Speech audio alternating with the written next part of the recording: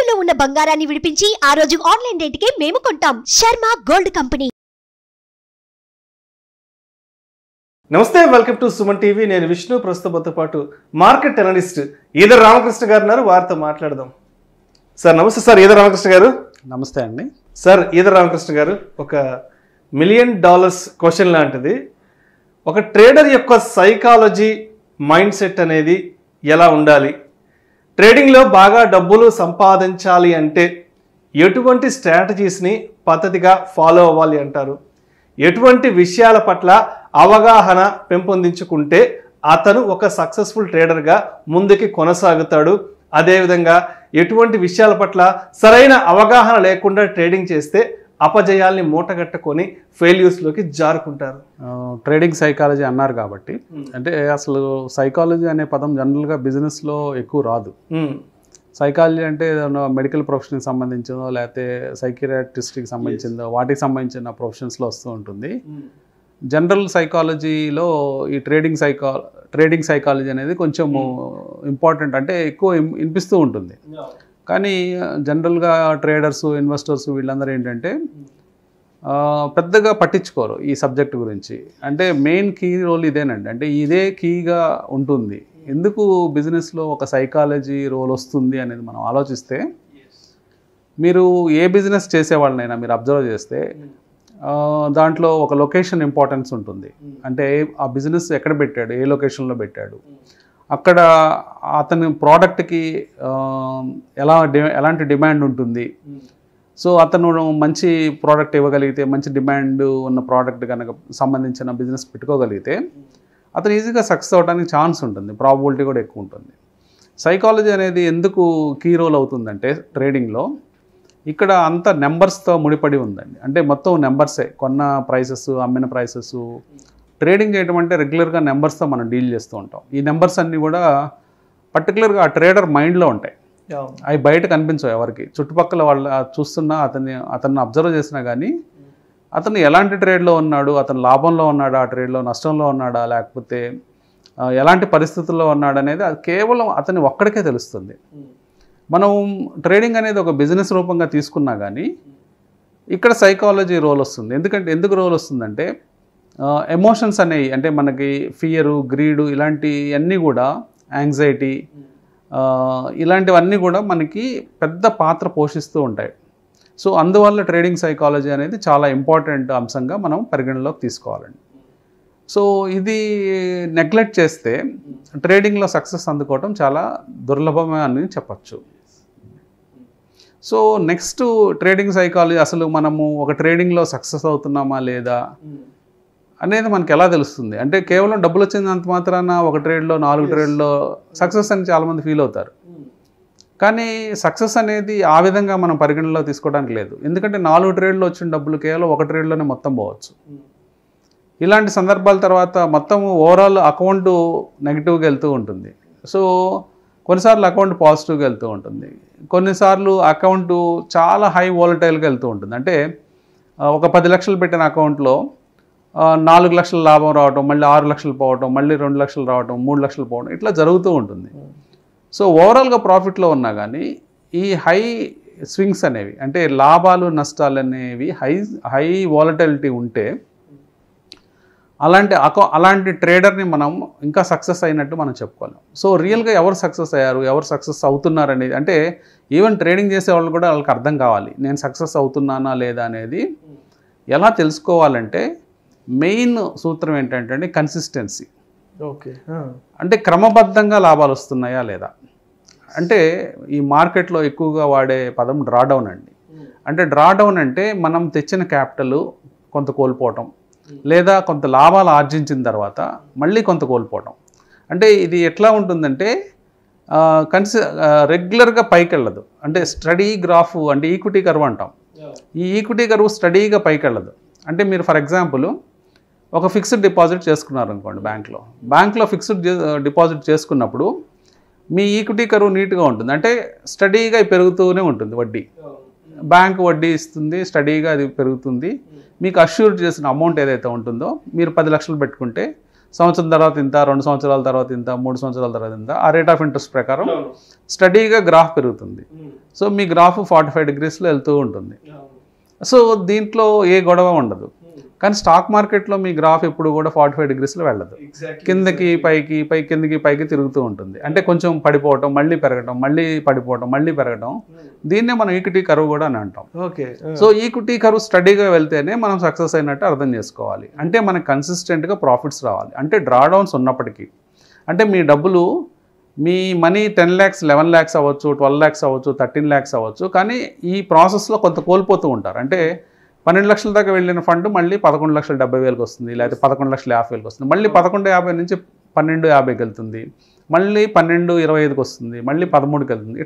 ఇట్లా పెరగటం అనేది సహజ సిద్ధం అన్నమాట. అంటే అప్పుడప్పుడు డ్రాడౌన్స్ రావడం అనేది మార్కెట్లో సహజ సిద్ధం. సో కానీ కన్సిస్టెంట్గా ఓవర్ పీరియడ్స్లో డిఫరెంట్ టైం ఫ్రేమ్స్లో మనం చూసినప్పుడు, అంటే మంత్లీ చూసినా లేకపోతే క్వార్టర్లీ చూసినా, యాన్యువల్గా చెక్ చేసినా కానీ మీ ప్రాఫిట్స్ స్టడీగా పెరుగుతూ ఉన్నట్లయితే మీరు ట్రేడర్గా సక్సెస్ అయినట్టు మీరు చెప్పుకోవచ్చు. అప్పటిదాకా మీరు సక్సెస్ఫుల్ ట్రేడర్గా మీరు భ్రమపడతారు. అంటే కొన్నిసార్లు ఏమవుతుందంటే ఏదో 4 ట్రేడ్లు సక్సెస్ అయిపోయి 10 లక్షల మీద ఒక 4 లక్షలు ప్రాఫిట్ రాగానే నేను సక్సెస్ అనుకొని ఎక్కువ మొత్తంలో మళ్ళీ జమ చేసి ట్రేడింగ్ చేస్తారు. అప్పుడు పెద్ద నష్టం వాటిల్లే అవకాశం ఉంది. సో మీరు ఎప్పుడు కూడా చిన్న మొత్తం అయినా పర్వాలేదు, ఒక 2 లక్షల, 4 లక్షల, 5 లక్షలనే పాయింట్ కాదు.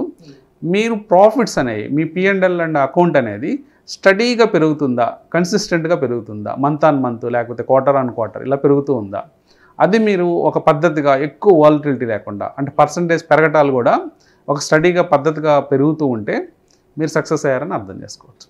సో అదేవిధంగా ఈ ట్రేడింగ్ విషయానికి వస్తే ఈ స్టాప్ లాస్ అనేది ఒక పెద్ద ప్రైమరీ ఫ్యాక్టర్. అసలు ఈ స్టాప్ లాస్ అనేదాన్ని ఎలా చూడాలి?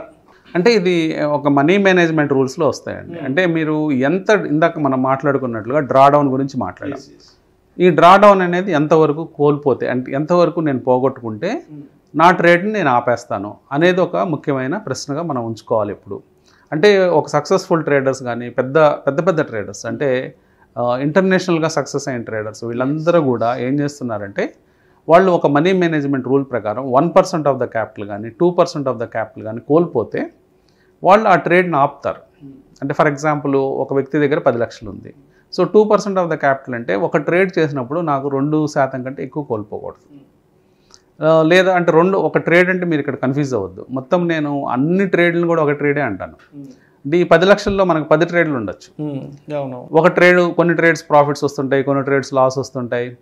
సో ఒక ఇండివిజువల్ ట్రేడ్ కొంచెం ఎక్కువ పోవచ్చు. ఇప్పుడు 1,00,000కు ఒక ట్రేడ్ చేస్తున్నాను అనుకోండి, 10 రకాల ట్రేడ్స్ నేను పెట్టాను సెటప్లో. కొన్ని ట్రేడ్స్లో నాకు 4-5% పోవచ్చు. అంటే దానివల్ల నష్టం లేదు. 4-5% పోయినా నాకు 1,00,000 క్యాపిటల్ కాబట్టి దానికి ఒక 5,000 పోతుంది. సో ఓవరాల్గా 10 ట్రేడ్ల మీద నాకు 2% కంటే ఎక్కువ పోకూడదు. అంటే 20,000 రూపాయల కంటే నాకు ఎక్కువ పోతే ఆ పర్టికులర్ పొజిషనల్ ట్రేడింగ్లో మనకు నష్టం వచ్చినట్టుగా మనం అర్థం చేసుకొని కట్ చేసుకోవాలి.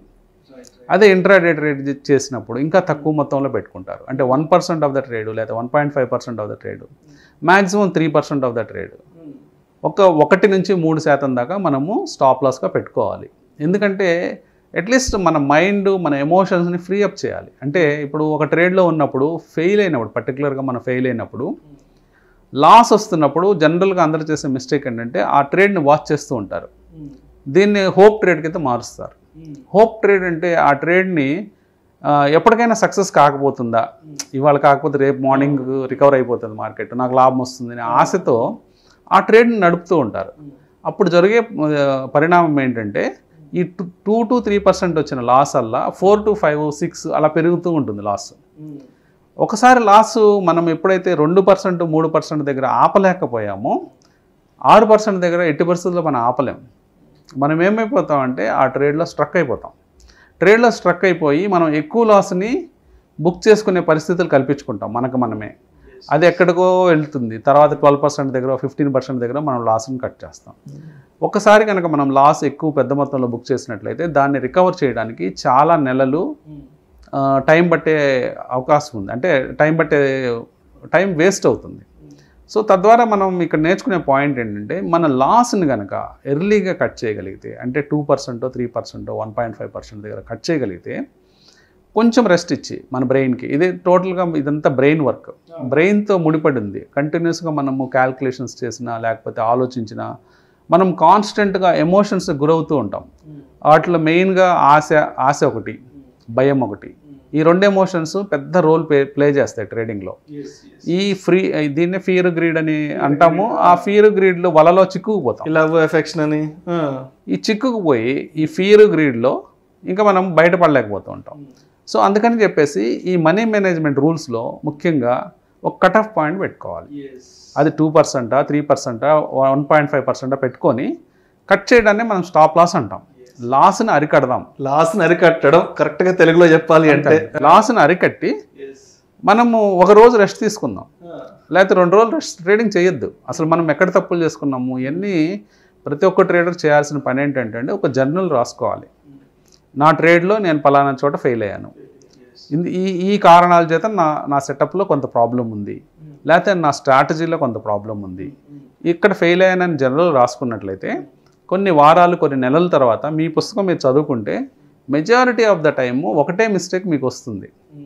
జనరల్గా స్టాక్ మార్కెట్లో చేసే 10 మిస్టేక్స్ ఏమన్నా ఉంటే మనకి 1-2 మిస్టేక్సే ప్రతి ఒక్కరికి తారసపడతాయి. ఎందుకంటే మనము 7-8 విషయాల్లో స్ట్రెంత్ ఉంటుంది ప్రతి ఒక్కరికి. కొంతమందికి మొదటి 2 పాయింట్లలోనే ఎప్పుడూ సఫర్ అవుతూ ఉంటారు, కొంతమంది 7-8 పాయింట్లలో సఫర్ అవుతూ ఉంటారు. కాబట్టి మనం సఫర్ అయ్యే పాయింట్స్ మన సైకాలజీ ప్రకారం 1-2 మాత్రమే ఉంటాయి.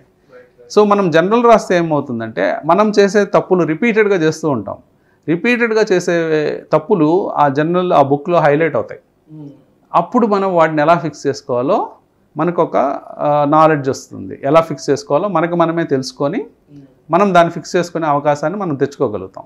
అది జనరల్ రాయకపోతే మనం ఎప్పటికీ ఆ విషయం తెలుసుకోలేము కొన్నిసార్లు ఎక్కడ తప్పు చేస్తున్నాం అనేది. ఇది చాలా ఇంపార్టెంట్ అండి. సో అదేవిధంగా ఇందాక మీరు స్ట్రాటజీ గురించి మాట్లాడారు కదా. ఈ ట్రేడింగ్ అనగానే ఫస్ట్ మాట్లాడుకునేది స్ట్రాటజీ. అంటే ఒక పర్సన్ ట్రేడింగ్లో సక్సెస్ అయ్యాడు అంటే అతను కొన్ని మంచి స్ట్రాటజీస్ని ఫాలో అయ్యి ఉంటాడు అనేసి ఎక్కువ చెప్పుకుంటుంటాం కదా. అయితే ఒక సక్సెస్ఫుల్గా మనం ట్రేడింగ్లో కొనసాగుతున్నాము అంటే ఎటువంటి స్ట్రాటజీస్ని కరెక్ట్గా ఎగ్జిక్యూట్ చేసుకోవాలి, వాటిని ఇంప్లిమెంట్ చేసుకోవాలి అంటారు? ఫస్ట్ ఆఫ్ ఆల్ ఇక్కడ సక్సెస్ఫుల్ ట్రేడర్స్ ఏం చేస్తున్నారో మనం చూద్దాం. సక్సెస్ఫుల్ ట్రేడర్స్ ఏం చేస్తుంటారంటే ఒక స్ట్రాటజీ పెట్టుకుంటారు. ఆ స్ట్రాటజీని కంటిన్యూస్గా ఇంప్లిమెంట్ చేస్తూ ఉంటారు. ఇంప్లిమెంట్ చేస్తే కాన్స్టెంట్గా స్టడీగా కన్సిస్టెంట్గా మనీ సంపాదిస్తూ ఉంటారు. అందరూ ఏమనుకుంటారంటే ఒక స్ట్రాటజీ కనుక నాకు కూడా తెలిస్తే ఆ స్ట్రాటజీని నేను కూడా ఇంప్లిమెంట్ చేస్తే నాకు స్టడీగా డబ్బు వస్తుంది, నేను కూడా డబ్బు సంపాదించగలనని భ్రమలో ఉంటారండి. సో ఈ సక్సెస్ఫుల్ స్ట్రాటజీ తెలుసుకోవటం ఏమన్నా కష్టమా అంటే ఏమీ కాదు. ఎందుకంటే మీరు ఒక యూట్యూబ్ ఆన్ చేసినా లేకపోతే ఎక్కడికి సెమినార్స్కి వెళ్ళినా చాలామంది సక్సెస్ఫుల్ ట్రేడర్స్ వాళ్ళ స్ట్రాటజీ పబ్లిక్ ప్లాట్ఫామ్స్ మీద చెప్పేస్తారు. ఇదేమీ సీక్రెట్ కాదు. మరి ఇదేంటి ఇంత సీక్రెట్ కానప్పుడు నేను ఎందుకు ఫెయిల్ అవుతున్నాను అనే క్వశ్చన్ అందరికీ వస్తుంది. సో ఒక మంచి స్ట్రాటజీ ఒక సక్సెస్ఫుల్ ట్రేడరు తను ఓపెన్గా పబ్లిక్ ప్లాట్ఫామ్లో ఓపెన్గా చెప్పేసిన తర్వాత కూడా ఆ స్ట్రాటజీని తను ఇంప్లిమెంట్ చేయలేకపోతాడు. ఇక్కడ ఇంప్లిమెంటేషన్ ప్రాబ్లమ్స్ వస్తాయి. ఎందుకు ప్రాబ్లమ్స్ వస్తాయి అనేది ఒకసారి మనము క్షుణ్ణంగా చూద్దాం. ఏమవుతుందంటే మార్కెట్స్ సీజన్స్లో వెళ్తూ ఉంటుందండి. అంటే మనకి ఋతువులు ఎలా ఉన్నాయో అంటే రెయినీ సీజను, సమ్మర్ అని, వింటర్ ఇలా ఉన్నట్టే మార్కెట్లో కూడా ఒక సీజన్గా మారుతూ ఉంటుందండి. అంటే దాని డైనమిక్స్ మార్చుకుంటూ ఉంది మార్కెట్. అంటే కొన్ని ఎన్విరాన్మెంట్స్ ఎలాగంటే లో విక్స్ ఎన్విరాన్మెంట్ అంటాం, హై విక్స్ ఎన్విరాన్మెంట్ అంటాం. అంటే విక్స్ అంటే జస్ట్ ఫియర్ ఇండెక్స్ అనమాట. ఇండియా విక్స్ అని ఒక చిన్న ఇండికేటర్ ఉంటుందండి. ఆ ఇండికేటర్లో ఏం చెప్తుందంటే మార్కెట్లో ఎంత ఫియర్ ఉందో చెప్తుంది. ప్రజెంట్ ఇండియా విక్స్ లో ఉందండి. అంటే ఫియర్ చాలా తక్కువ ఉన్న ఎన్విరాన్మెంట్లో మనం ఉన్నాం. ఎందుకంటే మనము బిగ్ మూవ్స్ చూడలేదు. గత కొన్ని నెలల నుంచి చిన్న మూవ్స్ చూస్తున్నాం. ఒకరోజు పెరిగినా తక్కువ పెరుగుతుంది, పడినా తక్కువ పడుతుంది. సో ఇలాంటి ఎన్విరాన్మెంట్లో ఉన్నప్పుడు ఒక రకమైన అదే స్ట్రాటజీని ఒక రకంగా ఉపయోగించాలి. అట్లాగే ఒక హై విక్స్ ఎన్విరాన్మెంట్ ఉంటుంది. అలాంటి టైమ్స్లో మనము అదే స్ట్రాటజీని ఇంకో రకంగా ఉపయోగించాల్సిన అవసరం ఉంటుంది. అట్లాగే ఇంకొక ఎన్విరాన్మెంట్ వాలటిలిటీ పెరుగుతూ ఉంటుంది. ప్లేయర్స్ ఎందుకంటే ఈ సీజన్ మార్కెట్ ఎలా మార్చుకుంటుందంటే మార్కెట్ అనేది అదొక ఎంటిటీ అయినప్పటికీ అది ఒక కంబైన్డ్ సైకలాజికల్ ఇంపాక్ట్ అండి. అంటే ఇంతమంది కోట్ల మంది, వందల లక్షల మంది ట్రేడ్ చేస్తున్నప్పుడు వాళ్ళందరి మనస్సు అనమాట. అంటే సమిష్టి మన్ అది. అంటే కంబైన్డ్ మైండ్ అది. సో ఈ కంబైన్డ్ మైండ్ అనేది ప్లేయర్స్ మారినప్పుడల్లా ఈ కంబైన్డ్ మైండ్లో కొంత చేంజెస్ వస్తాయి. ఈ చేంజ్ వచ్చినప్పుడే స్టాక్ మార్కెట్లో ఆ సీజన్ మార్చుకుంటూ వెళ్తూ ఉంటుంది అది. సో అలా మార్చుకుంటూ వెళ్తున్న తరుణంలో మన స్ట్రాటజీ ఫెయిల్ అయిపోతుంది. ఇదివరకు మనం ఒక రకంగా ప్రయోగించిన స్ట్రాటజీ నెక్స్ట్ సీజన్లో పనిచేయదు, ఒక 4 నెలల తర్వాత పనిచేయదు. అప్పుడు వీళ్ళందరూ జనరల్గా అందరూ ఇన్వెస్టర్స్ కానీ ట్రేడర్స్ కానీ ఏమనుకుంటారంటే అతను చెప్పింది తప్పేమో అనుకుంటారు. అతను స్ట్రాటజీ చెప్పాడు, 2 నెలలు బాగానే పనిచేసింది, కాకపోతే ఇప్పుడు ఇది పనిచేయలేదు అంటే దాని అర్థం ఏంటంటే స్ట్రాటజీ పనిచేయకుండా పోదు, కానీ దాన్ని ఇంప్లిమెంట్ చేయాల్సిన విధానం మార్చుకోవాలి, దాన్ని ఇంకా బెటర్గా ఇంప్లిమెంట్ చేయడం నేర్చుకోవాలి. సో అతను ఏదో 1 అవర్ సెషన్ 2 అవర్ సెషన్లో బేసిక్ అవుట్లైన్ చెప్పగలుగుతాడు, కానీ టోటల్ స్ట్రాటజీ అతను 20 years ఎఫర్టో లేకపోతే 10 years ఎఫర్ట్తో తయారు చేసుకున్న స్ట్రాటజీని ఒక 1 hour టైంలో చెప్పలేడు అతను. సో అతనికి తెలుసు ఏ సీజన్లో ఎలా దాన్ని ఇంప్లిమెంట్ చేయాలనేది. సింపుల్గా లేమెన్ భాషలో నేను ఎక్స్ప్లెయిన్ చేయాలంటే, సో అందరికీ షెఫ్స్ విషయంలో తీసుకుందాం. కొన్ని హోటల్స్లో ఫుడ్ చాలా టేస్టీగా ఉంటుంది, కొన్ని హోటల్స్లో ఫుడ్ అంత బాగోదు, కొన్ని హోటల్లో చాలా ఘోరంగా ఉంటుంది.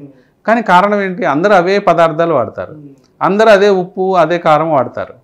కానీ షెఫ్ చెయ్యి మారగానే మొత్తం విషయం మారిపోతుంది.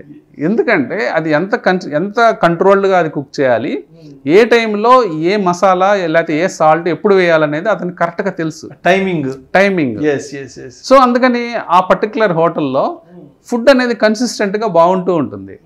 వేరే హోటల్స్కి వెళ్ళినప్పుడు ఒక రోజు బాగుంటుంది, ఇంకో రోజు బాగోదు. సో జనరల్గా కొత్త ప్లేయర్స్ అందరికీ ఇదే గొడవ. వాళ్ళందరూ పాపం ఒక స్ట్రాటజీ నేర్చుకుంటారు, ట్రై చేస్తారు, కానీ 2 నెలల తర్వాత మళ్ళీ ఆ స్ట్రాటజీ మూలపడిపోతూ ఉంటుంది. వాళ్ళ దాంట్లోనే వాళ్ళు ఇంకొక స్ట్రాటజీకి జంప్ అవుతూ ఉంటారు. సో ఈ జంప్ అవడంలో అసలు ముందు పోయింది, ఇంకో రెండోది కూడా మళ్ళీ ఇదే టైం. అంటే 1 నెల బాగుంటుంది, తర్వాత 2 నెలలు బాగోదు. కొన్ని స్ట్రాటజీలు ఎత్తుకోగానే బాగోవు, అవి తర్వాత 2 నెలల తర్వాత బాగుంటాయి, ఆ టైంకి ఇతను ఉన్నాడు. సో ఈ స్ట్రాటజీ విషయంలో అందరూ నేర్చుకోవాల్సిన విషయం ఏంటంటే అండి, ఒక మంచి స్ట్రాటజీ పట్టుకున్న తర్వాత దాని మీద మన ఎక్సర్సైజ్ మొదలు పెట్టాలి. దాన్ని అక్కడితో వదిలిపెట్టకుండా మీరు మంచి స్ట్రాటజీస్ యూట్యూబ్లో చూసుండొచ్చు. ఆ స్ట్రాటజీ అంత మాత్రమే కాదు, ఆ 1 hour ఎపిసోడ్లో అవ్వదు. అది కొన్ని 100 గంటలు కృషి చేయాలి మీరు. దాని తర్వాత దాని మీద నోట్స్ రాసుకోవాలి, ఎలాంటి ఎన్విరాన్మెంట్లో ఎలా పనిచేస్తుంది, దాన్ని ఎలా మార్పులు చేర్పులు చేసుకోవాలి. అలాగే మీ గ్రూప్లో ఎవరైనా మంచి ఎక్స్పర్ట్ ఉంటే అతని సలహాలు తీసుకోవడం, దాన్ని ఇంకా ఇంప్రవైజ్ చేసుకోవడం, ఫ్రెండ్స్తో డిస్కస్ చేయడం. ఈరోజు చాలా అవకాశాలు ఉన్నాయి మనకి. ఈవెన్ ఆ స్ట్రాటజీ ఎవరైతే చెప్తారో మీకు ఎక్స్ప్లెయిన్ చేస్తారో వాళ్ళకే కాల్ చేసి అడగచ్చు, ఇలాంటి టైంలో నేను ఎలా మార్చుకోవాలండి. వాళ్ళు ఒక 1 hour చెప్పిన వాళ్ళు ఏం దాచిపెట్టరు, మొత్తం ఫ్రీగానే చెప్తారు. సో కాబట్టి ఇవన్నీ కూడా మనము ఒక సింపుల్గా తీసుకొని సింపుల్గా చేసేద్దామంటే అవ్వదన్నమాట. ఇప్పుడు ఇందాక చెప్పుకున్న ఎగ్జాంపులే ఫుడ్ బిజినెస్లో ఎలాంటి విషయాలు ఉంటాయో, అందుకని మనం పాపులర్ స్వీట్ షాప్స్ చూసుకున్న 2-3 ఉంటాయి ఊరు మొత్తం. పాపులర్ ఫుడ్ జాయింట్స్ కూడా అట్లాగే పెద్ద పెద్దవి, అంటే వాళ్ళు చైన్ లాగా మారిపోతున్నారు. అంటే ఒక స్ట్రాటజీ పర్ఫెక్ట్గా తయారు చేసుకొని పర్ఫెక్ట్గా ఇంప్లిమెంట్ చేస్తే ఆ కన్సిస్టెన్సీ అనేది వస్తుంది. సో అదేవిధంగా ఈ ఫ్లెక్సిబిలిటీ విషయానికి వచ్చేటప్పటికి ఎలా ఉండాలి ఒక ట్రేడర్ అనే వాళ్ళు సక్సెస్ఫుల్గా ముందుకు వెళ్ళాలి అంటే? మెయిన్గా మనం సక్సెస్ఫుల్ ట్రేడర్స్ ఎప్పుడు చూస్తే వాళ్ళకి చాలా హై ఫ్లెక్సిబిలిటీ ఉంటుందండి. అంటే వాళ్ళు ఈ టైంలో చాలా అంటే ట్రేడ్లో ఫుల్గా ఇన్వాల్వ్ అయిపోతారు. వాళ్ళు టోటల్ ఫండ్స్ కూడా మొత్తం ఒకే ట్రేడ్ మీద పెట్టేస్తారు. వితిన్ 1 hourలో వాళ్ళు మైండ్ చేంజ్ చేసుకుని నేను రాంగ్ చేశాననే విషయాన్ని వాళ్ళు 1 గంటలోనే ఒప్పేసుకోవచ్చు. ఒప్పేసుకోవటం అంటే ఏం లేదు, ఆ ట్రేడ్ తీసేస్తారు. ఆ ట్రేడ్ తీసేసేసి వెంటనే ఇంకో ట్రేడ్ సెటప్లోకి వెళ్ళిపోతారు. అంత ఫ్లెక్సిబిలిటీ ఉంటుంది వాళ్ళ మైండ్లో. ఎందుకంటే వాళ్ళు ఇప్పుడు సపోజ్ 1% లాస్ వచ్చింది, నేను తప్పు చేశానని అర్థమైంది. నేను ట్రేడ్ చేసినప్పుడు నేను ఎంట్రీ అంటే నా టైమింగ్ రాంగ్ అయింది, లేకపోతే నేను ఎంట్రీ రాంగ్ టైంలో తీసుకున్నాను అనేది నాకు కొద్ది నిమిషాల తర్వాత కొన్ని గంటల తర్వాత అర్థమైంది. నాకు అర్థమైన తర్వాత అప్పటికే 1% లాస్లోకి వెళ్ళిపోయాను. లాస్లోకి వెళ్ళిపోతే సక్సెస్ఫుల్ ట్రేడర్ ఎప్పుడు ఏమీ సంశయించడు. అంటే ఇక్కడ నేను కట్ చేయడానికి పొజిషన్ని వెంటనే పొజిషన్ కట్ చేసి కొత్త పొజిషన్లోకి వెళ్తాడు. చాలా సమయస్ఫూర్తిగా వ్యవహరిస్తాడు. అంటే ప్యానిక్ అయిపోయి ఏదో చేసేసుకొని పోర్ట్ఫోలియో గల్లంతు చేసేసుకొని రకరకాల పనులు చేయడు. అంటే ఇక్కడ కొత్త ట్రేడర్స్ ఏం చేస్తారంటే బేసిక్గా వాళ్ళు చేసే పని ఏంటంటే, నాకు ఈ 1% లాస్ వచ్చింది కదా, ఇది రికవర్ అవగానే నేను తీసేస్తాను అనుకుంటాడు. అది రికవర్ అవ్వదు, అది ఇంకా లాస్లోకి పోతుంది. 1% లాస్ వల్ల 2%, 3%, 4%, అది ఇంకా లాస్ ఎక్స్పాండ్ అవుతూ ఉంటుంది. సో అతను టోటల్గా కన్ఫ్యూజ్ అవుతాడు. సో అది మెయిన్ ట్రేడర్కిను అంటే సక్సెస్ఫుల్ ట్రేడర్కి ఫెయిల్యూర్ ట్రేడర్కి ఉన్న తేడా అండి. సో ఫ్లెక్సిబిలిటీ అనేది చాలా ఇంపార్టెంట్. అంటే వాళ్ళ బాడీలో ఆ ఫ్లెక్సిబిలిటీ వాళ్ళు తెచ్చుకోవాలి. తెచ్చుకొని వాళ్ళు ఫాస్ట్గా మార్పులు చేర్పులు చేయటం, లేకపోతే అడ్జస్ట్మెంట్స్ అంటాం. కొన్ని స్ట్రాటజీస్కి అడ్జస్ట్మెంట్స్ అవసరాలు ఉంటాయి. అడ్జస్ట్మెంట్స్ చేసుకోవటం, తర్వాత ఒక పాయింట్ తర్వాత నాకు ఈ ట్రేడ్ వద్దు అనే నిర్ణయం తీసుకోవడం చాలా ఇంపార్టెంట్ అండి. చాలామంది అక్కడే స్ట్రక్ అయిపోతూ ఉంటారు. సో అయితే ఇప్పటి వరకు ఒక సక్సెస్ఫుల్ ట్రేడర్ అనేవాడు అంటే ఎటువంటి విషయాల పట్ల తను అవగాహన పెంచుకోవడం వల్ల సక్సెస్ అవుతాడనే విషయాల గురించి చర్చించుకున్నాం. అయితే మరి ఈ ట్రేడింగ్లో ఫెయిల్ అయిన వాళ్ళు ఉంటారు కదా, సో వీళ్ళు ఎటువంటి విషయాల పట్ల సరైన అవగాహన లేకపోవడం వల్ల వీళ్ళు డబ్బు నష్టపోతుంటారు, ఫెయిల్యూర్స్లోకి జారిపోతుంటారు. మెయిన్గా వీళ్ళు చేసే మిస్టేక్స్ వచ్చేటప్పటికి ఇందాక మనం మాట్లాడినట్టు ఫ్లెక్సిబిలిటీ లేకపోవటం, అంటే రిజిడ్ అయిపోతారు. లాస్ వస్తే మనకి చిన్నప్పటి నుంచి ఒక అలవాటు ఉంటుందండి. అంటే మనం చిన్నప్పుడు చదువుకునే రోజుల నుంచి ముందు తరగతి ఎగ్జామ్స్ పాస్ అయితేనే తర్వాత తరగతిలోకి వేస్తారు. అదొక ఫిక్స్డ్ రూల్ ఇండియాలో. వేరే కంట్రీస్లో అలా ఉండదు, ఎవాల్యూట్ చేస్తారు. ఈ స్టూడెంట్ ఎలాంటి ప్రతిభావంతుడా కాదా, ఇతను ఎంత పర్ఫామ్ చేయగలడు అనేది ఎవాల్యూట్ చేసేసి టీచర్ అతని ఫేస్ చూసి మార్కులు వేసి పంపించేస్తుంది, నెక్స్ట్ క్లాస్కి ప్రమోట్ అయిపోతాడు. ఇండియాలో అలా కాదు. మార్క్ సిస్టమ్ ఎలా ఉంటుందంటే ఎగ్జామ్లో పాస్ కావాలి, ఎగ్జామ్లో పాస్ అయితేనే ముందుకి. ఇక్కడ మార్కులే కొలమానం. సో మనము 21 సంవత్సరాలు 22 సంవత్సరాలు చదువుకొని బయటకు వస్తాం కాలేజీ నుంచి వచ్చేటప్పటికి మన మైండ్లో ఒక ఫిక్స్డ్ రూల్ ఏర్పడిపోతుంది, మనం పాస్ అయితేనే నెక్స్ట్ ప్రమోషన్ అని. అది ట్రేడింగ్లోకి తీసుకొస్తారు. ట్రేడింగ్లో తీసుకొచ్చినప్పుడు ఎలా ఉంటుంది, నేను ఈ ట్రేడ్లో సక్సెస్ అయితేనే నెక్స్ట్ ట్రేడ్ అనే ఆలోచన మన సైకాలజీ చెప్తుంటుంది, పాత సైకాలజీ. అది రాంగ్. ఏంటి అంటే మనం ఈ ట్రేడ్ సక్సెస్ అయితే ఫెయిల్ అయితే ఏముంది గొడవ, ఇప్పుడు 2% లాస్ కట్ చేసుకున్నాను, నెక్స్ట్ ట్రేడ్లో 10% సంపాదిస్తాను, నాకేమైంది, ఏదైనా ఒకటే కదా, అది మంచిది కదా. అలా కాకుండా ఈ ట్రేడ్నే చూసుకుంటా కూర్చుంటే ఇది ఇంకా ఎక్కువ లాస్ అయిపోతుంది. సో ఇది మెయిన్ ప్రాబ్లం అండి. అంటే ఈ బ్లాక్ని బ్రేక్ చేసుకోవాలి అందరూ. ఈ ట్రేడ్తో నాకు సంబంధం లేదు, సిరీస్ ఆఫ్ ట్రేడ్స్ చూడాలండి. అంటే నేను కనీసం ఒక 20 ట్రేడ్స్ 25 ట్రేడ్స్ కంబైన్డ్గా ఎఫెక్ట్ ఎలా ఉంది, ఒక స్ట్రాటజీ పెట్టుకున్నాను, ఒక 20-25 ట్రేడ్లు చేశాను ఈ నెలలో నాకు 25 ట్రేడ్లు చేసిన తర్వాత కూడా నష్టం వస్తుంది అనుకోండి, అంటే దాని అర్థం మన స్ట్రాటజీలో తప్పు ఉందని, లేకపోతే స్ట్రాటజీలో ప్రాబ్లం ఉందని అర్థం చేసుకోవాలి. లేదా నేను ఒకటో ట్రేడ్ ఫెయిల్ అయింది, మూడో ట్రేడ్ ఫెయిల్ అయింది, 8-9 ఫెయిల్ అయినాయి, 14-15 ఫెయిల్ అయినాయి, నో ప్రాబ్లం, ఎందుకంటే మిగతా సక్సెస్ అవుతున్నాయి కదా. అంటే మన సిరీస్లో ర్యాండమ్ సీక్వెన్సెస్ వస్తాయండి. అంటే ర్యాండమ్ సీక్వెన్స్ అంటే ఏ ట్రేడ్ సక్సెస్ అవుతుందో ఏ ట్రేడ్ ఫెయిల్ అవుతుందో ఎవరికి తెలియదు. ట్రేడ్ అయిపోయిన తర్వాతే మనకు తెలుస్తుంది ఈ ట్రేడ్ సక్సెస్ అయింది, ఈ ట్రేడ్ ఫెయిల్ అయిందని. సో మనకి ఆ సీక్వెన్స్ అర్థం కాదు కాబట్టి ఆ ర్యాండమ్ ఆ అన్సర్టనిటీని మనము యాక్సెప్ట్ చేయాలి. యాక్సెప్ట్ చేస్తూ ఓకే ఈ ట్రేడ్ ఫెయిల్ అయ్యాం, ఈ ట్రేడ్ సక్సెస్ అయ్యాం, ఓకే నో ప్రాబ్లం. ఓవరాల్గా 20 ట్రేడ్లు అయిన తర్వాత లేకపోతే 25 ట్రేడ్లు అయిన తర్వాత నేను సక్సెస్ అయ్యానా ఫెయిల్ అయ్యానా అనేది చూసుకుంటే సరిపోతుంది. సో అయితే ఈ లీవరేజ్ విషయంలో ఎలా వ్యవహరించాలంటారు? సో వీళ్ళు ఏం చేస్తుంటారంటే అండి, కొత్తగా వచ్చిన ట్రేడర్స్ అందరూ కూడా లేవరేజ్ ఎక్కువ తీసుకుంటారండి. అంటే ఎక్సెస్ లీవరేజ్ తీసుకుంటారు. ఎక్సెస్ లీవరేజ్ తీసుకోవటం అంటే ఇదివరకు మార్కెట్లో బ్రోకర్ డిస్క్రిప్షన్ మీద ఆధారపడి ఉండేది, స్టాక్ బ్రోకర్ డిస్క్రిప్షన్. అంటే నేను ₹1,00,000 పెడితే ఓకే నువ్వు చేసుకో 10 లక్షలు కానీ వాళ్ళు ఇచ్చేసేవాళ్ళు లేవరేజ్. తర్వాత కొంతమంది బ్రోకర్స్ ఇంకా లిబరల్గా 20 టైమ్స్ ఇచ్చేవాళ్ళు, 20 lakhs పెట్టి చేసుకోని. ఇప్పుడు 20 lakhs మనం పెట్టిన 1 లక్ష ఎంత అండి, కేవలం 5% అంతే కదా. సో 5%లో లాస్ రాగానే మన డబ్బులన్నీ అయిపోయేవి. సో బ్రోకర్స్ ఏం చేసేవాళ్ళు అంటే నీ 1,00,000 అయిపోయింది కాబట్టి ఆపేద్దాం ట్రేడింగ్ని ఆపేసేవాళ్ళు. సో ఇతను 1,00,000 పోగొట్టుకొని ఇంటికి వచ్చేవాడు. సో ఆ లేవరేజ్ అనేది చాలా డేంజరస్ వెపన్ అండి. అట్ ద సేమ్ టైం మనము 1,00,000 పెట్టి 20 lakhsతో మనం ట్రేడ్ చేస్తే లాభం వచ్చిన అలాగే వస్తుంది. 5% ఆ ట్రేడ్లో లాభం వస్తే 1,00,000 వచ్చినట్టు మనం ఫీల్ అవుతాం, నాకు 100% రిటర్న్ వచ్చింది కదా అని. ఈ గ్రీడీనెస్ అనేది కొత్తగా వచ్చిన ట్రేడర్స్లో చాలామందికి ఉంటుంది. సో ఇది తప్పులు జరుగుతున్నాయని చెప్పేసి సెబీ, ఎన్ఎస్సి, ఎక్స్చేంజెస్ ఇవన్నీ కొద్దిగా కంట్రోల్ చేసినాయి. ఇప్పుడు బ్రోకర్ డిస్క్రిప్షన్ తీసేసింది టోటల్గా. తీసేసి ఇది అందరికీ కామన్ రూల్ ఇండియా మొత్తం, కేవలం 4 times మాత్రమే లేవరేజ్ ఇవ్వండి. అంటే 4 times మించి ఇవ్వద్దు. 1,00,000 పెట్టిన వాళ్ళకి 4 లక్షలు ఇవ్వండి లేవరేజ్. ఇలా చేశారు. అయినప్పటికీ కొత్త మార్గాలు ఉన్నాయి. 1,00,000 పెట్టిన వాళ్ళకి 4 కాకుండా ఇంకా వేరే మార్గాల ద్వారా వాళ్ళు ఏం చేస్తున్నారంటే కొంతమంది బ్రోకర్స్ ఇస్తున్నారు. అంటే ఎన్బిఎఫ్సి రౌట్ కానీ, తర్వాత మ్యూచువల్ ఫండ్ స్ప్లిట్ చేసి దాన్ని ఇచ్చి కొంతమంది ఫండింగ్ చేస్తున్నారు. మనం పెట్టిన క్యాపిటల్కి డబల్ క్యాపిటల్ అవుతుంది. వాళ్ళు ఫండింగ్ 1+1 చేస్తారు. 1+1 మీద మళ్ళీ 4 times అంటే 8 times అవుతుంది. ఇట్లా వేరే ఆల్టర్నేట్ రూట్స్ ఎత్తుక్కొని లేవరేజ్ తెచ్చుకుంటున్నారు. తెచ్చుకున్నా కానీ అసలు మనకి ఇంపార్టెంట్ థింగ్ ఏంటంటే మనకి స్కిల్ ఉందా లేదని చాలా ఇంపార్టెంట్. మనం స్కిల్ లేకుండా ఎక్కువ లేవరేజ్తో ప్లే చేస్తే ఫైర్తో ప్లే చేసినట్టే. మనకి ఫైర్ ఫైటింగ్ సిస్టమ్స్, మనము ఫైర్ని బాగా ఎదుర్కోగలమని తెలిసినప్పుడే మనము కొంచెం లేవరేజ్ తీసుకున్నా తప్పులేదు. కానీ అసలు మనకి ఏ స్కిల్ లేకుండా లేవరేజ్ తీసుకుంటే మనము బోల్తా పడే ఛాన్సెస్ ఎక్కువ ఉంటాయి, ఎక్కువ నష్టపోయే ఛాన్సెస్ ఉంటాయి. సో అయితే సాధారణంగా మన పెద్దవాళ్ళు చెప్తుంటారు, జీవితంలోకి పైకి రావాలి అంటే ఒక డిసిప్లైన్డ్గా ఎదగాలి బాబు, ఒక డిసిప్లైన్తోనే ముందుకెళ్ళగలని చెప్తుంటారు కదా. మరి ఈ ట్రేడింగ్ విషయంలో మనం ఈ డిసిప్లైన్ విషయంలో ఎలా ముందుకు సాగాలి అంటారు? ఎటువంటి డిసిప్లైన్స్ పాటించకపోవడం వల్ల డబ్బులు నష్టపోతాము, జీవితం అగాధంలోకి వెళ్ళిపోతుంది? ఇది ఒక మంచి క్వశ్చన్ అండి. డిసిప్లిన్ అంటే జనరల్గా క్రమశిక్షణ అని చెప్పుకుంటారు. సో క్రమశిక్షణ అంటే మన డైలీ లైఫ్లో చూసే క్రమశిక్షణ కాదు ఇది. రైట్. ఇదేంటంటే మనం ఒక వ్యక్తిని చూస్తే ఇతను చాలా డిసిప్లిన్డ్ పర్సన్ అంటాం. ఎందుకంటాం? ఒక క్రమశిక్షణతో అతని హ్యాబిట్స్ని బట్టి.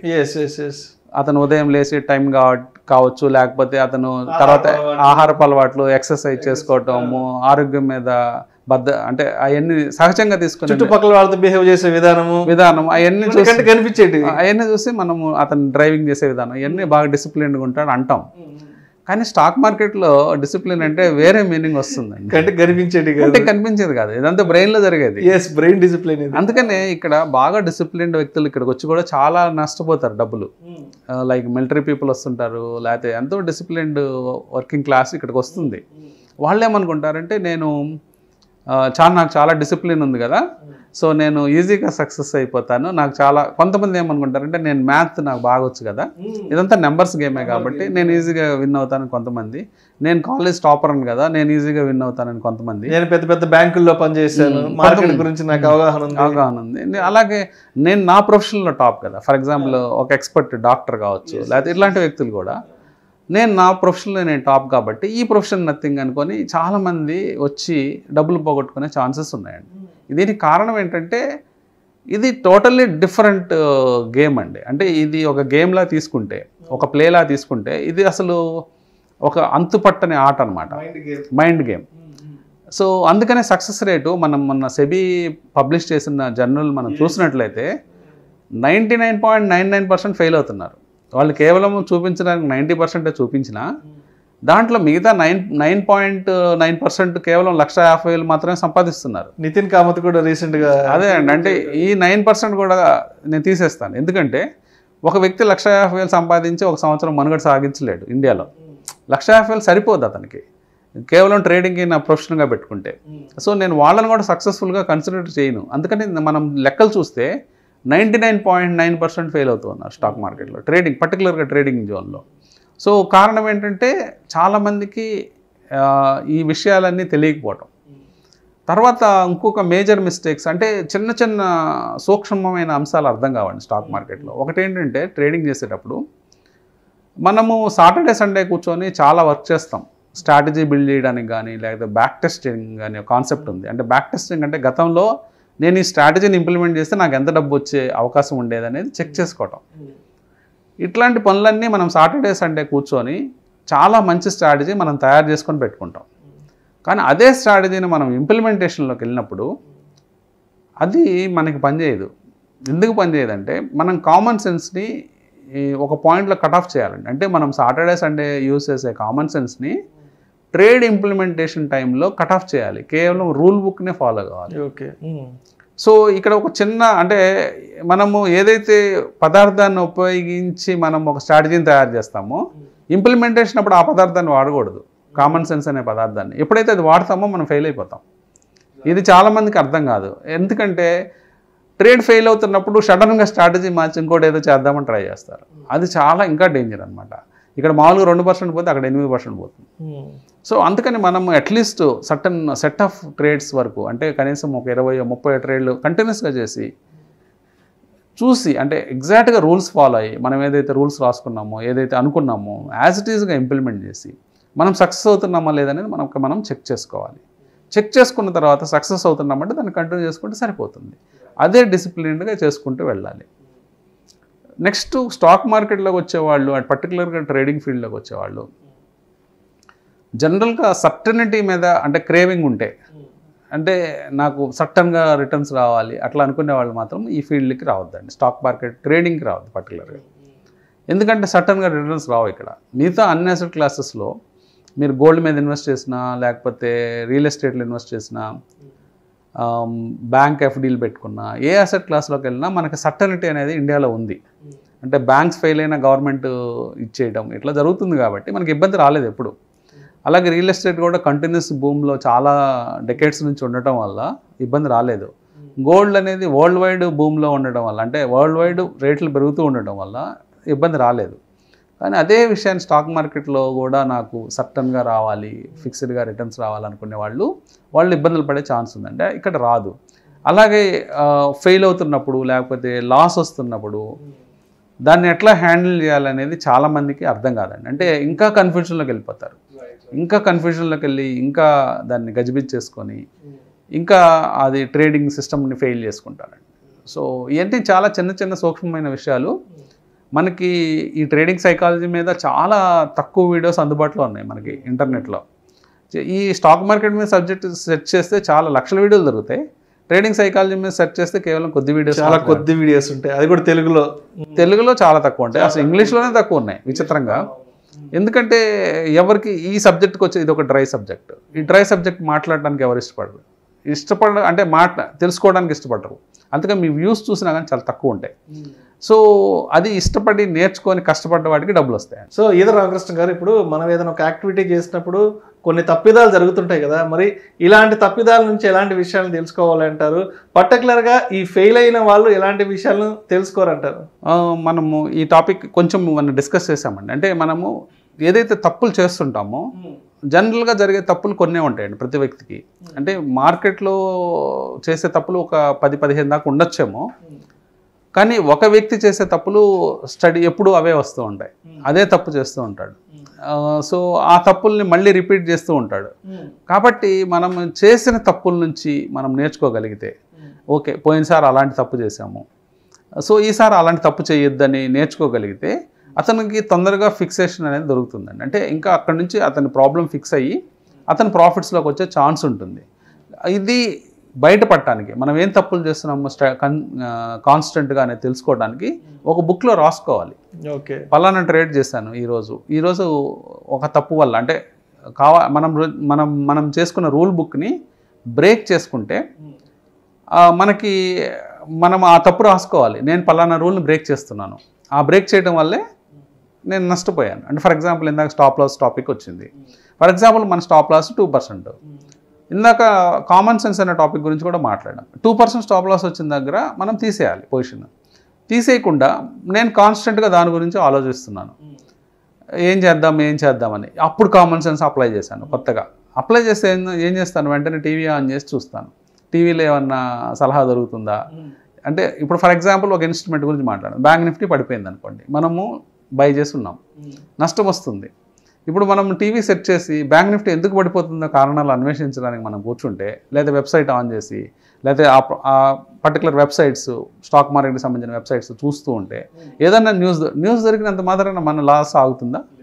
మన లాస్ ఇంకా ఎక్స్పాండ్ అయ్యే ఛాన్స్ ఉంది, ఇంకా పెరిగే ఛాన్స్ ఉంది. కాబట్టి అప్పుడు మనం కామన్ సెన్స్ అప్లై చేసి దాన్ని ఏదో లేకపోతే ఆ స్ట్రాటజీ ప్రకారం కొంచెం మార్చి, లేకపోతే దాన్ని ఇంకో రకంగా తిప్పి, లేకపోతే డబల్ చేసి క్వాంటిటీలు, ఇలాంటి ఏదో ఒక తప్పు చేసామంటే ఇంకా లాస్ మీకు పెరిగే ఛాన్స్ ఉంటుంది. అప్పుడేం కామన్ సెన్స్ అప్లై చేయాల్సిన పని లేదు. నష్టం వచ్చింది నష్టం యాక్సెప్ట్ చేయాలి.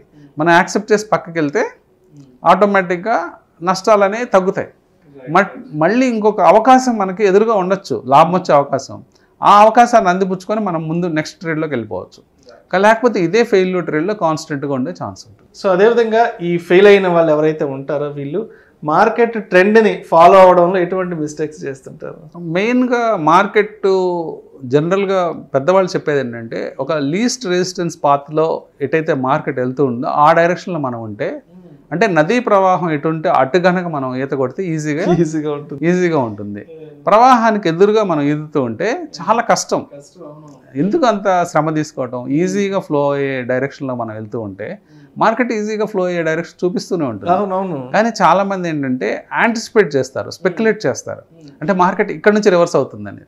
ఆ గొడవ మనకెందుకు? ఆ గొడవతో మనకు సంబంధం లేదు. ఎందుకంటే మార్కెట్లో ఎన్నో వందల వేల ఫోర్సులు మార్కెట్ని ఒక డైరెక్షన్లో మూవ్ చేస్తూ ఉంటాయి. సడన్గా మనం ఎవరు నిర్ణయించడానికి ఈ పాయింట్ నుంచి మార్కెట్ రివర్స్ అవుతుంది, ఈ పాయింట్ నుంచి టర్నింగ్ తీసుకుంటుంది అనేది? మనం ఆ టర్నింగ్ల కోసం చూస్తే అసలు విషయం మనం సంపాదించడం అనేది మర్చిపోతాం. మార్కెట్ని అనలైజ్ చేయడానికి ఎక్కువ సమయం కేటాయిస్తాం. మార్కెట్ని అనలైజ్ చేసే కొద్దీ మనకు వచ్చేది ఏమీ ఉండదు. ఓన్లీ మనకి శ్రమ తప్పితే మార్కెట్ని ఎక్కువ అనలైజ్ చేయకూడదు. సింపుల్గా ఒక 7 year కిడ్ ఒక 5th class స్టూడెంట్ ఎలా చూస్తాడో గ్రాఫ్ని, లేకపోతే ఒక 2nd class స్టూడెంట్ గ్రాఫ్ని ఎలా చూస్తాడో అలాగే చూడాలి. టెక్నికల్ అనాలిసిస్ ప్రకారం అక్కడ ఏం కనిపిస్తుందో అదే చేస్తే మనకు డబ్బులు వచ్చే ఛాన్సెస్ ఉంటాయి. మనము రాబోయే రోజుల్లో, రాబోయే గంటల్లో ఎటుపోతుందో మనం మైండ్లో ఊహించుకొని దాని ప్రకారం ట్రేడ్ సెటప్ పెడితే మనం నష్టపోయే ఛాన్స్ ఎక్కువ ఉంటుంది. ఎందుకంటే ఆ ప్రకారం జరగదు కాబట్టి, అది మనం ఫెయిల్ అయ్యే ఛాన్సెస్ ఎక్కువ ఉంటాయి కాబట్టి. సో సింపుల్గా గ్రాఫ్ ఎటుపోతుందో ఆ డైరెక్షన్లో ట్రేడ్ చేస్తే డబ్బులు వచ్చే ఛాన్స్ ఉంటుంది. ట్రెండ్కి తగ్గట్టుగా మనం వెళ్ళిపోతుంటాం కదా. సో ఇవన్నీ విషయాలండి, చాలా విషయాలు మనం డిస్కస్ చేసాము. ఈ విషయాలు డిస్కస్ చేసిన వాటిలో ఇంకా ఇన్డెప్త్గా మనం డిస్కస్ చేయొచ్చు. కానీ అంటే ఇప్పటికైనా ఈ విషయాలను కనుక ఎప్పుడు బ్రెయిన్లో పెట్టుకుంటే కొంచెం బెటర్ అయ్యే ఛాన్స్ ఉంటుంది. సో అయితే ఇప్పటివరకు చాలా విషయాలు చెప్పారు. మరి ఈ ఫెయిల్ అయిన వ్యక్తులు చివరిగా చేసే పని ఏంటి ఫెయిల్ అవ్వడానికి? అంటే ఫెయిల్ అవుతూ వస్తే జనరల్గా ఇది కేవలం నష్టాలు మాత్రమే వస్తాయని, అంటే అలాంటి ఆలోచనలు వచ్చి జనరల్గా మానేయడం జరుగుతుంది. అంటే ఇంకా ట్రేడింగ్ ఆపేద్దాం, ఇంకా మనకి ఇది సూట్ కాదని కొంతమంది వెళ్ళిపోతారు. సో వాళ్ళ నష్టము చిన్న మొత్తాలు అయితే పెద్ద పట్టించుకోవాల్సిన అవసరం లేదు. కొంతమంది సరైన స్కిల్ అండి, అంటే ఇది బేసిక్గా అర్థం చేసుకోవాల్సింది ఏంటంటే ఒక స్కిల్ గేమ్. ఈ స్కిల్ మనము నేర్చుకోవడానికి, ప్రాపర్గా నేర్చుకోవడానికి కొన్ని సంవత్సరాలు పడుతుంది. అంటే ఫ్రాంక్గా మాట్లాడుకుంటే కనీసం 2 సంవత్సరాలు 3 సంవత్సరాలు అట్లీస్ట్ ఒక స్ట్రాటజీ మీద మీరు టైం కేటాయిస్తే ఒక 2-3 సంవత్సరాలు పట్టే అవకాశం ఉంటుంది. కాబట్టి 2-3 సంవత్సరాల పాటు మనం శ్రమపడి చక్కగా ఒక స్ట్రాటజీని మనం కంట్రోల్, అంటే దాన్ని ఒక కంట్రోల్డ్గా చేయగలుగుతూ ముందుకెళ్తే లాభాలు వచ్చే ఛాన్స్ ఉంటుంది. కానీ జనరల్గా జరిగే మిస్టేక్ ఏంటంటే ఉన్న 2-3 ఏళ్ళు కూడా మార్కెట్లో రకరకాల స్ట్రాటజీస్ ప్లే చేసుకొని ఆ రకరకాల స్ట్రాటజీలో దేని మీద పట్టు లేకుండా మనము ఎక్కడా కూడా స్కిల్ డెవలప్ చేసుకోకుండా ముందుకెళ్తూ ఉంటే ఏ స్ట్రాటజీలోనూ మనం సక్సెస్ కాము, డబ్బు సంపాదించాం. సో అది ప్రాబ్లం అండి. సో ఇది మెయిన్గా మనం గుర్తించాల్సిందంటే ఇది ఒక స్కిల్ గేము.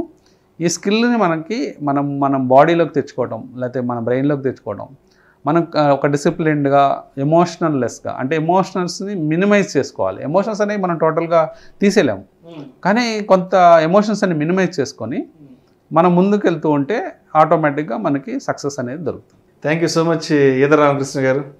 ఇవాళ మా స్టూడియోకి వచ్చి ఇప్పుడున్న మార్కెట్ కండిషన్స్లో ఈ ట్రేడింగ్లో విజయం సాధించాలి అంటే ఈ ట్రేడర్స్ అనేవాళ్ళు తప్పనిసరిగా పద్ధతిగా ఎటువంటి విషయాల పట్ల అవగాహన పెంపొందించుకోవాలి, అదేవిధంగా ఎటువంటి విషయాల పట్ల సరైన అవగాహన లేకుండా ట్రేడింగ్ చేస్తే డబ్బులు నష్టపోయి జీవితాలు అగాధంలోకి వెళ్ళే అవకాశం ఉంది అనే అంశం గురించి చాలా సావధానంగా మీ విశ్లేషణ ద్వారా మన ప్రేక్షకులకు తెలియజేశారు. Thank you so much Edara Ramakrishna గారు. థ్యాంక్ యూ అండి.